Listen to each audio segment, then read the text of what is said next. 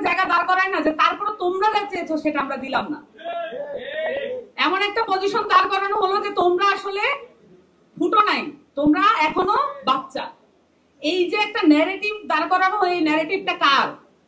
এটা হচ্ছে বড় রাজনৈতিক দলগুলোর ন্যারেটিভ। এই ন্যারেটিভে এখনো কমপ্লাই করছে নির্বাচন কমিশন। সো আমরা মনে করি যে এই যে তাদের এখনো যে প্রক্রিয়াগুলো তারা চালু রেখেছেন এগুলো তারা অবিলম্বে বন্ধ করবেন। এখন গ্যাজেটভুক্ত এই যে সরকারি একটা কাগজ মানেই যে তারা একটা মনস্তাত্ত্বিক চাপ দিতে যাচ্ছেন, এই চাপ তো এই জেনারেশনের উপরে দিয়ে লাভ হবে না। তো শাপলা পলি তারা দিতে পেরেছেন মানে শাপলাও দেওয়া সম্ভব, এটা পরিষ্কার ভাবে আমরা বুঝতে পারছি।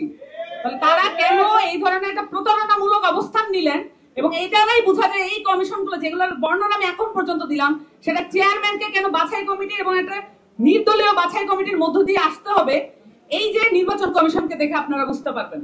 এই নির্বাচন কমিশন পুনর্গঠন করার আগ পর্যন্ত বাংলাদেশে একটা সুষ্ঠু নির্বাচন করা সম্ভব না। উচ্চকক্ষে পিআর এর জায়গায় তারা নিজেদের নোট অফ ডিসেন্ট দিয়ে রেখেছেন। এখন উচ্চকক্ষে এখন আসেন যে উচ্চকক্ষে কি কি হবে। সেই জায়গায় উচ্চকক্ষে আসার কথা আমরা কিন্তু এটা বলেছিলাম যে রাষ্ট্রীয় নিরাপত্তা সংক্রান্ত যত চুক্তি আছে এগুলো দ্বিকক্ষে আলাপ হতে হবে। এখন দ্বিকক্ষে যদি পিআর থাকে তাহলে তারা যে ধরনের চুক্তি করতে চান সেই চুক্তিগুলো নালিফাই হয়ে যেতে পারে, এবং সেগুলো মানুষের কাছে উচ্চকক্ষের পিআর হওয়ার কারণেই বিরোধী দলে যারা সিলেক্টেড হবে, ইলেক্টেড হবেন, তারা কিন্তু এটা বাইরে এসে বলে দেবেন এবং জনগণকে জানিয়ে দেবেন, তারা আর গোপনে এগুলো করতে পারবেন না। অন্যদিকে দেখেন মহা হিসাব নিরীক্ষক এবং নিয়ন্ত্রক, এটা নিয়োগ করতে হবে একটা বাছাই কমিটির মধ্য দিয়ে, এটা কিন্তু সবাই একমত হয়েছে, কিন্তু বিএনপির নোট অফ ডিসেন্ট আছে। দুদকের চেয়ারম্যান, কমিশনার, এদেরকে দলীয় নিয়োগ মানে হচ্ছে প্রধানমন্ত্রীর পরামর্শক্রমে, যেটা বলা আছে সংবিধানে, এই পরামর্শ জিনিসটাই আসলে এই ফ্যাসিবাদের জন্ম দিয়েছে।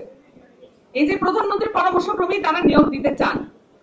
একই সাথে আমরা দেখলাম আইনজীবী সংগঠনকে রাজনৈতিকভাবে ব্যবহার করা যাবে না, এবং এই যে একটা আইন দিয়ে মাস্তানি তৈরি করা হয়েছে এই আদালতগুলোতে, বিশেষ করে আমাদের সুপ্রিম কোর্ট, যে সুপ্রিম কোর্ট বাংলাদেশের আশা ভরসার আশ্রয়স্থল হতে পারত, এই সুপ্রিম কোর্টে আইনজীবীদের দিয়ে, দলীয় আইনজীবীদের দিয়ে ত্রাস সঞ্চার করা হয়েছে। সেখানে গুন্ডামি মাস্তানি সবই চলে, সেখানে সাধারণ মানুষ প্রবেশ করতে পারবে না, কিন্তু আইনজীবীদের দিয়ে ওখানে মাস্তানি করা চলবে। সো এই জিনিসগুলো হচ্ছে বিএনপির নোট অফ ডিসেন্ট। এখন এই বিষয়গুলা কোনটা আসলে, একই সাথে আরেকটা জিনিস বলি যে সরকারি কর্ম কমিশনে যে নিয়োগগুলো হবে, চেয়ারম্যান যে নিয়োগ হবে, সেইটা একটা বাছাই কমিটির মধ্য দিয়ে হোক, এটা আমরা চাই, কিন্তু বিএনপি এটাতে নোট অফ ডিসেন্ট দিয়েছে।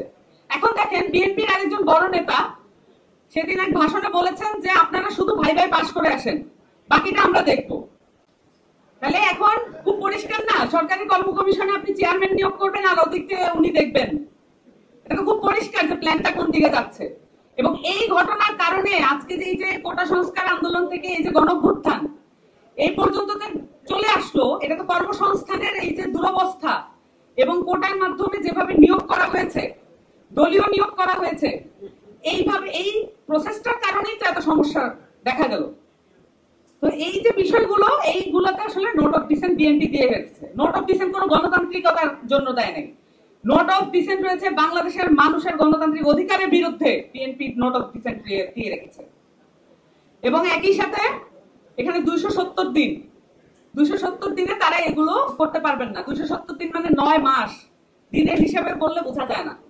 9 মাসে ইলেক্টেড যারা জনগণের কাছ থেকে ম্যান্ডেট প্রাপ্ত, তারা এসে যদি এই কাজগুলো করতে না পারেন, তার মানে এটা পরিষ্কারভাবে বোঝা যাচ্ছে এটা স্বয়ংক্রিয়ভাবে কেন করা হবে না, কারণ এগুলো বাংলাদেশে ক্লিয়ার হোক, এই যে নিয়োগ পদ্ধতিগুলো এগুলো বাংলাদেশে গণতান্ত্রিক উপায় হোক, এটাই তারা চান না। তার মানে পুরো নোট অফ দিয়ে রেখেছেন পুরো গণতন্ত্রের বিরুদ্ধে।